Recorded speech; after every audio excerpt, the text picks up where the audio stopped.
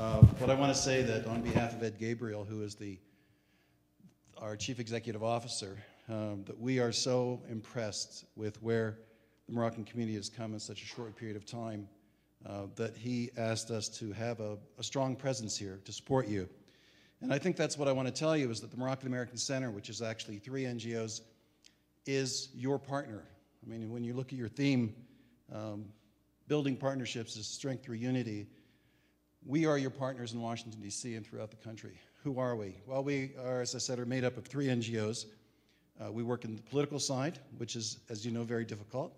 We work in the cultural side, and we work in trade investment promotion. In fact, I've met many of you when traveling with the ambassador and with others when we were promoting the free trade agreement with the United States. And now we have more work to do, and I think that we would really like to have as much opportunities as possible to support you. So I want to talk a little bit about our work so you can see where there are some things that we can do for you. I want to say, though, I'm very proud of the extraordinary work that the board, the organizing board and the committee has done, and especially their ability to focus on what's important for the community. And a little, if you don't know who I am, Jim Zogby and I and a few others were the original organizers of the Arab American community. I've been doing this since 1974. And I can say, through my experience with our community and with the Pakistani, Indian, and Turkish communities that we've worked with, that you are further ahead in a shorter period of time than any other group I've worked with. And so my hat's off to you. But I think part of the partnership is people who respect you by their presence here. And there are people here that I'm very proud to know. The former Minister of Agriculture, Minister Laenser, came to our offices with his staff last year and helped us understand how Americans can get more involved in Morocco. That was very helpful to us. Of course, Ahmed Herzenni is the fighter for Morocco, and CCDH is one of our partners. We work with them very often because human rights is the biggest issue for many people in the United States, Congress in particular with Morocco, and he has been a champion coming to the United States to talk about the issues, and we are very proud of being able to support his efforts here.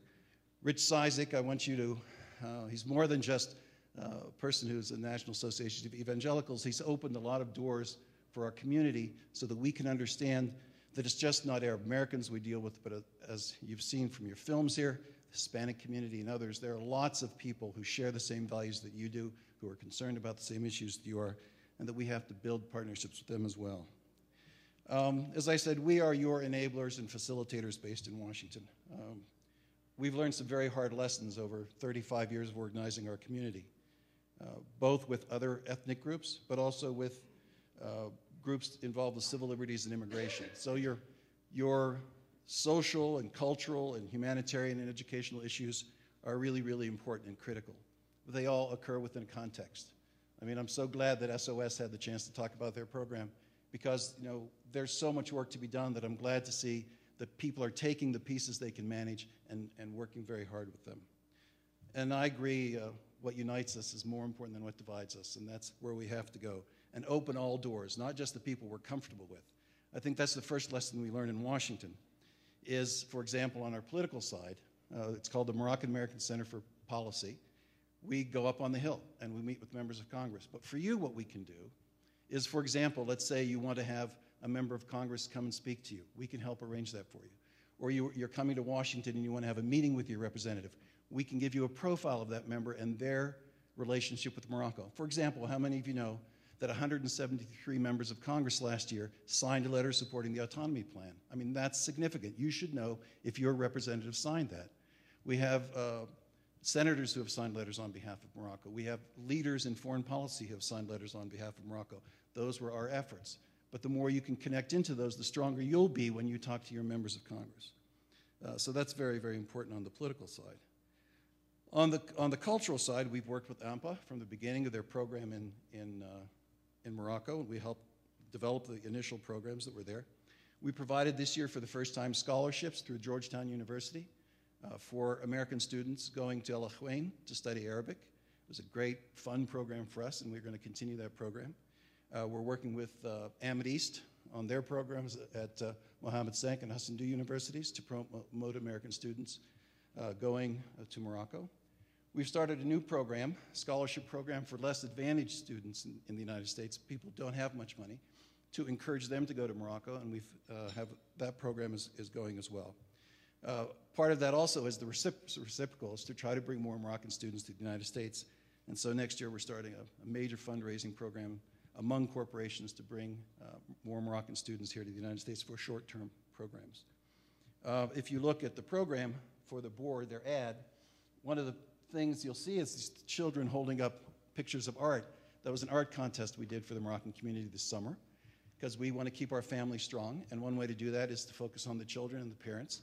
So we did a contest for kids between the ages of 14 and 12, and any media, and we gave prizes to the children for the best art, and the theme was My Morocco, and it was great. It was a great first step, but what we're going to do is take the winning pictures and make a calendar for the community so that the kids' art becomes a calendar that the families can see all year round. We supported Moroccan music projects at the Middle East Institute last summer and this summer. We supported a number of seminars at the Maghreb Center at Georgetown University and at the Center for Strategic International Studies, and of course we worked with the Washington board here in Washington to help promote their events.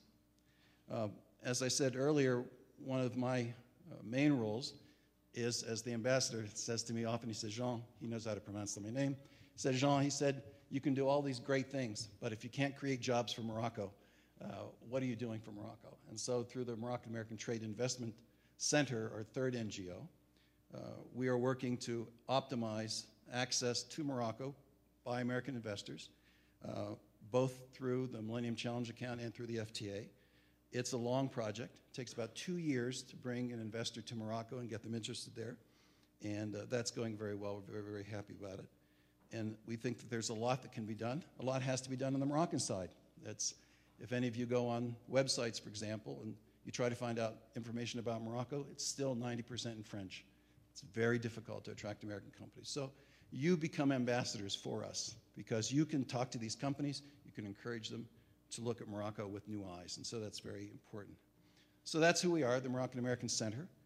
We're glad that we share our name with the Moroccan American Circle and with the Moroccan American Coalition, but the most important thing is we share a love for Morocco, and we share a loyalty to making Morocco the premier friend of the United States. Thank you very much.